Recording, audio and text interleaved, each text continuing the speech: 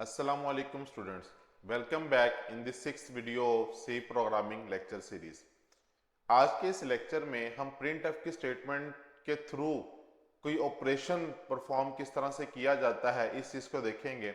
Previous lectures के अंदर जो हमने printf को डिस्कस किया था उसमें हमने ये देखा था कि हम printf की स्टेटमेंट के थ्रू कोई मैसेज किस तरह से स्क्रीन पर प्रिंट करवा सकते हैं। आज के इस लेक्चर में हम ये देखेंगे कि हम मैसेज के साथ साथ किसी वैल्यू के ऊपर कोई ऑपरेशन परफॉर्म करवा के देन उसको किस तरह से प्रिंट करवा सकते हैं। तो चलिए शुरू करते हैं अपना आज का लेक्चर। तो फर्स्ट ऑफ ऑल हम डेव को ओपन कर लेते हैं और यहाँ पे कंट्रोल एन प्रेस करके एक न्यू टेक्स्ट एडिटर ओपन कर लेते हैं। इस टेक्स्ट एडिटर के ऊपर एज यूजुअल जैसे कि हमने लिखा था प्री प्रोसेसर डायरेक्टिव जो कि सी के लिए यूज होती है वो लिख लेते हैं और देन उसके बाद मेन का फंक्शन लिख लेते हैं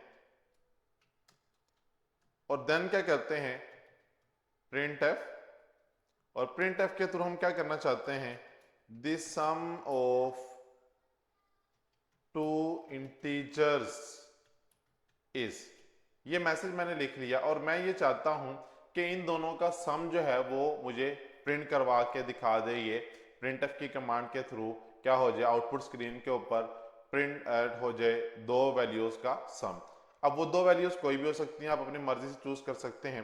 तो अभी तक के लेक्चर के अंदर तो हमने ये देखा था कि हम इस तरह से कोई मैसेज किस तरह से प्रोड्यूस करवाते हैं। लाइक मैं फिलहाल आपको ये सेव करते हैं, हम इसको कंट्रोल एस करते हैं और सेव करने के बाद हम इसको क्या करते हैं रन करते हैं। तो ये देखें आपके सामने स्क्रीन पर आउटपुट आ रही है the sum of two integers is. अब इंटीजर्स इज के बाद कॉलन लगे हुए और कॉलन के बाद कोई वैल्यू प्रिंट नहीं हो रही। मैं ये चाहता हूं कि मैं इसको दो नंबर्स स्टैटिकली पास कर दूं। हम अगले लेक्चर्स के अंदर ये चीज भी डिस्कस करेंगे कि स्टैटिक और डायनेमिक वैल्यू में क्या डिफरेंस होता है। तो अभी फिलहाल के लिए आप जस्ट ये जान लें कि हम कोई दो फिक्स वैल्यूज खुद से प्रोग्रामर के होने की हैसियत से हम क्या करते हैं अपने कोड के अंदर ही फिक्स वैल्यूज लिख देते हैं और हम चाहते हैं वो उन वैल्यूज का सम परफॉर्म करके हमें दे दे। तो वो दो नंबर्स हम एक काम करते हैं यहाँ पे लिखते हैं। अब उनको लिखने का तरीकाकार क्या है? उनको लिखने का तरीकाकार ये है कि जो आपने मैसेज देखा है, जो हमने लास्ट टाइम ये मैसेज लिखा था जिसकी आउटपुट आपके सामने ये आ रही है, हम ये चाहते हैं इस मैसेज के बाद यहाँ पर दो वैल्यूज का सम हो के हमें नजर आए। तो हम क्या करेंगे इन इन्वर्टेड कोमास के बाद ये जो इन्वर्टेड कोमास हमने स्टार्ट किए हैं इनको यहाँ पे क्लोज किया है इस जगह पे, इस जगह पर इनको क्लोज कर लेने के बाद क्या लगाएंगे एक कोमा लगाएंगे और जिन नंबर्स का हमने सम परफॉर्म करवाना है वो सम परफॉर्म करवाएंगे। फॉर एग्जांपल मैं कहता हूं 5 + 10। तो अब क्या होगा इस केस में ये प्रोग्राम एक तो पहले तो प्रिंट करवाएगा the sum of two integers is, उसके बाद क्या करेगा दो इसको एक्सप्रेशन मिल रहे हैं, दो वैल्यूज नजर आ रही हैं, ये इन दोनों वैल्यूज को उठाएगा और सीपीयू, क्योंकि जब सीपीयू के पास प्रिंट की कमांड जाती है तो सीपीयू को ये पता है कि भाई कुछ ना कुछ आउटपुट जो है ना वो आउटपुट स्क्रीन पर भेजनी है, ठीक है। तो वो आउटपुट स्क्रीन पर वैल्यूज को भेज देता होता है। अब आउटपुट स्क्रीन पर वैल्यूज तो भेजनी है उसने, बट उसके साथ साथ दो वैल्यूज के ऊपर ऑपरेशन परफॉर्म करवा के भी उसने भेजना है। तो अब वो क्या करेगा यहाँ पे ALU को भी इन्वॉल्व करेगा, जैसा कि हमने अपने लास्ट लेक्चर के अंदर CPU को देखा था, डिस्कस किया था। तो अगर आपने वो लेक्चर सुन लिया है तो आपको ये बात ज्यादा अच्छे से समझ आएगी कि CPU के अंदर CU और ALU किस तरह काम करते हैं। अब इस प्रोग्राम के अंदर CU ने क्या किया है, सिर्फ और सिर्फ हमने जो ये लिखा हुआ था अभी तक ये CU सिर्फ इसको प्रिंट करवाने का काम कर रहा है, लेकिन हम चाहते हैं CU के साथ साथ ALU भी इन्वॉल्व हो। तो हमें क्या करना पड़ेगा इसको किसी ऑपरेशन को परफॉर्म करने के लिए बोलना पड़ेगा और वो ऑपरेशन कुछ भी हो सकता है। वो ऑपरेशन अरिथमेटिकल ऑपरेशन भी हो सकता है, लॉजिकल ऑपरेशन भी हो सकता है।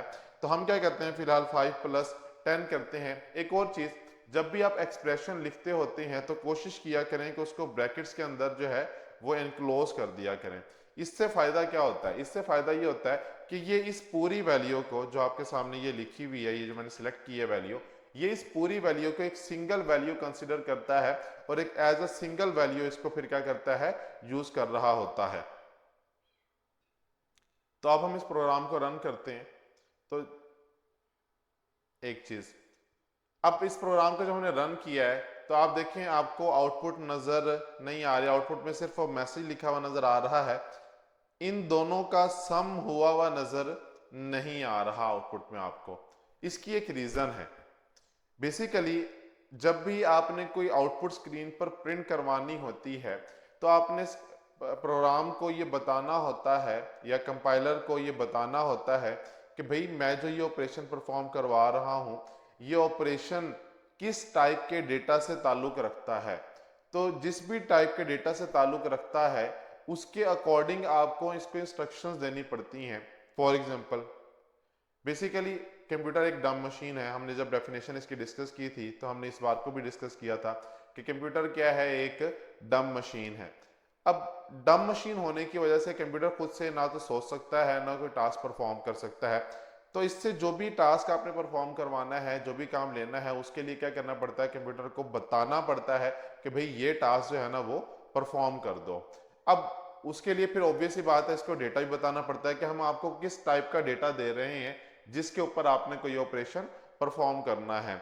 तो इस काम के लिए फिर हमें क्या करना पड़ता है, फॉर्मेट स्पेसिफायर्स का इस्तेमाल करना पड़ता है कि फॉर्मेट स्पेसिफायर्स की मदद से हम ये बताते हैं कि इस टाइप के डेटा को किस फॉर्मेट में इसने रिप्रेजेंट करना है, किस फॉर्मेट में हम इसको स्पेसिफिकली रिप्रेजेंट करवाना चाहते हैं। तो बेसिकली हमने यहाँ पे लिखा हुआ भी है कि इंटीजर्स हम प्रिंट करवाना चाह रहे हैं तो उसके लिए हमें क्या करना पड़ेगा, यहाँ पे %d एक फॉर्मेट स्पेसिफायर होता है। फॉर्मेट स्पेसिफायर पर मैं एक अलग से वीडियो भी बना दूंगा जिसमें आपको इन डिटेल समझाऊंगा फॉर्मेट स्पेसिफायर की डेफिनेशन क्या होती है, कौन कौन से फॉर्मेट स्पेसिफायर होते हैं, इनका डेटा टाइप के साथ क्या रिलेशन होता है, डेटा टाइप्स क्या होती हैं। तो इस पर एक अलग से एक वीडियो मैं इंशाल्लाह अपने नेक्स्ट लेक्चर में आपके लिए बना दूंगा जिसमें आपको ये सारी चीज़ें डिटेल में समझ आ जाएंगी। फिलहाल के लिए जस्ट आप ये याद रख लें कि %d जो होता है ये इंटीजर्स को रिप्रेजेंट करता है।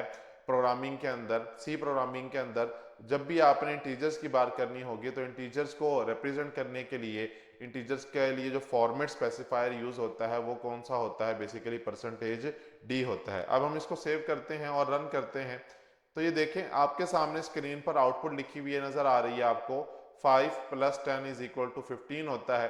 तो यहाँ पे आपको ये देखें 15 लिखा हुआ नजर आ रहा है। तो बेसिकली अब होप सो आपको समझ आ गई होगी, जो पिछला लेक्चर था जिसमें हमने सीपीयू को डिस्कस किया, सीपीयू एक्चुअली सीजू और एलजू मिलकर काम कैसे करते हैं और हमारे प्रोग्राम को कंपाइल करने में किस तरह से वो कलेक्टिवली काम कर रहे होते हैं। होप सो अब आपको ये बात समझ आ गई होगी। फिर भी अगर आपके कोई क्यूरीज हैं तो आप लोग कमेंट सेक्शन में कमेंट करके पूछ सकते हैं। इंशाल्लाह मैं कोशिश करूंगा आपकी क्यूरीज का आंसर करूं। तो आज की वीडियो के लिए इतना ही था। इंशाल्लाह नेक्स्ट वीडियो में आपके साथ एक नए टॉपिक, नई वीडियो के साथ मुलाकात होगी। तब तक के लिए मुझे इजाजत दीजिए। अल्लाह हाफिज।